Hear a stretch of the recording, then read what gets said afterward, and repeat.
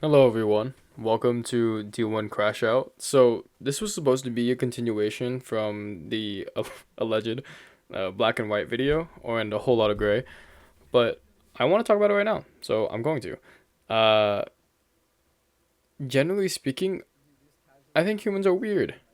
It's not as simple as I'm like, oh, I should just do better and do the right thing. Generally, there's a lot of variables in between. For example, your immune system. It's within your best interest to minimize threats to you and your life. Yes, I would say that people wouldn't want to actively get into more car crashes, get exposed to more disease, all that good stuff. Well, I should say bad stuff that is bad for you. But your body works in mysterious ways. Sometimes your immune system is a little too hyperactive and it gets angry at things like nuts and pollen, things that just aren't going to hurt you. And other times, it doesn't react enough. If you are a shut in and you never go outside, your immune system has not had experience fighting off a bunch of things, and it doesn't fight the things off. And that's not good either. So, you need to have a balance of exposing yourself to things that will actively harm you, but will not kill you. Like that phrase, whatever kills you makes you stronger. It's that balance. And that is very counterintuitive. It's the same thing with experience, where maybe with a job, they might want you to have job ready experience, but you haven't done the job yet, right? So it's more that you want to prove yourself that you're ready for the job prior to actually coming on to the job. And there's many ways to actually represent that and express that as you as an individual pursue your own interests, projects, all that good stuff. The other half of that is there are ways to actually express that you should learn from your mistakes. Sorry, whoa, really bad phrasing. You should learn from your mistakes as a general idea. And that means that it's going to stick a lot better if a kid, puts its hand near a fire, kid burns himself, rather than if you just tell the kid, don't burn yourself. Sometimes people just need to find out, to really learn, for it to sink in.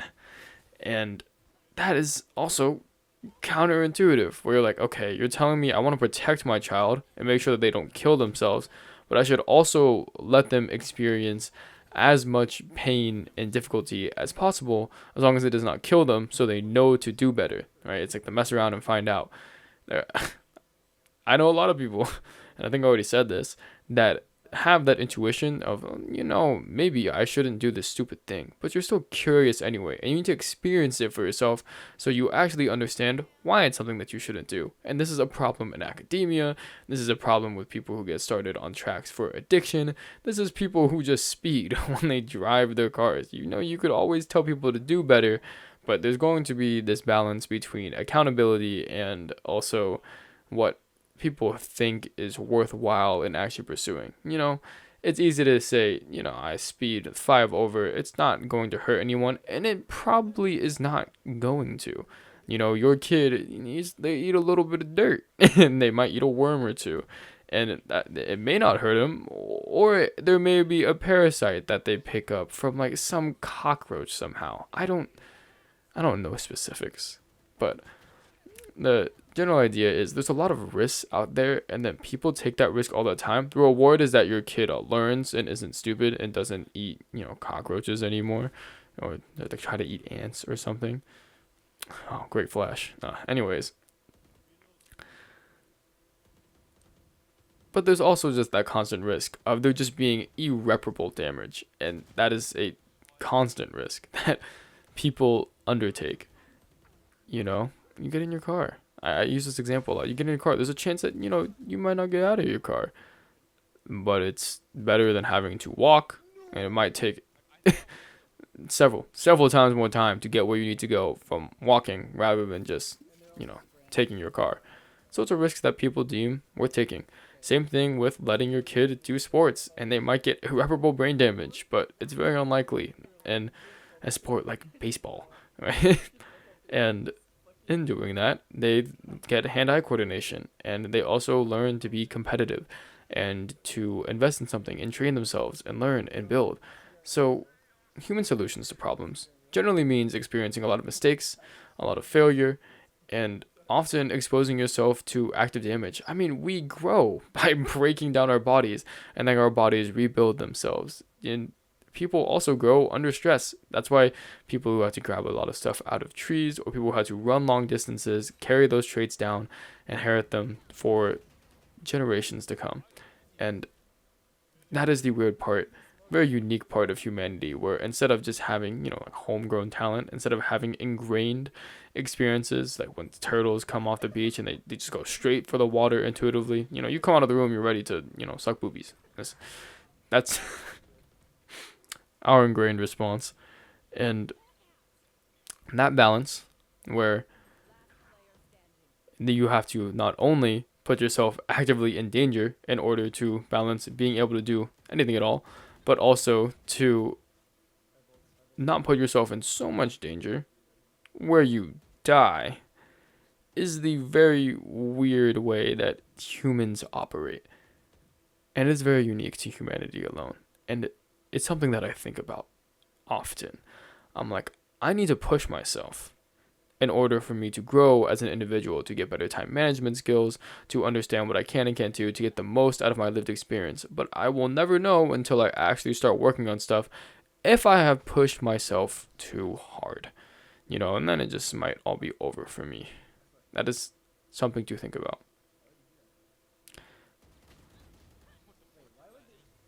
Needless to say, humans are complicated.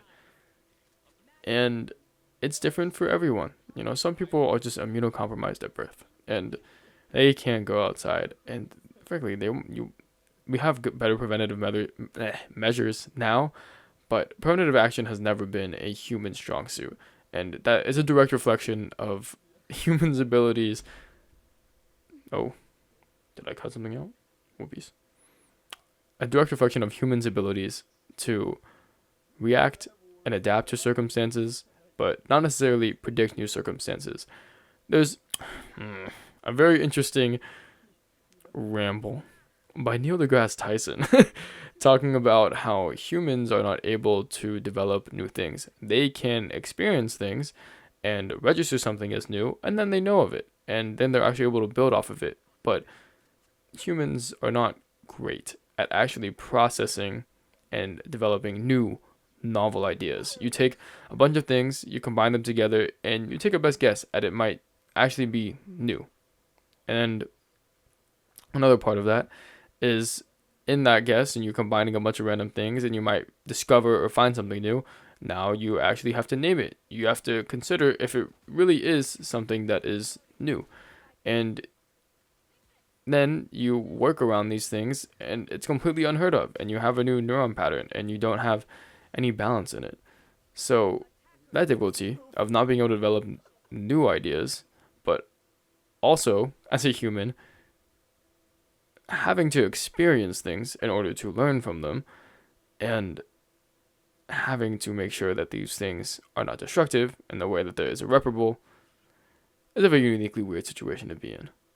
I really wish I did more research before I started talking about this, but I'm just going to end things there because the Swift play is over. You just saw me get wrecked. And frankly, I've said my piece.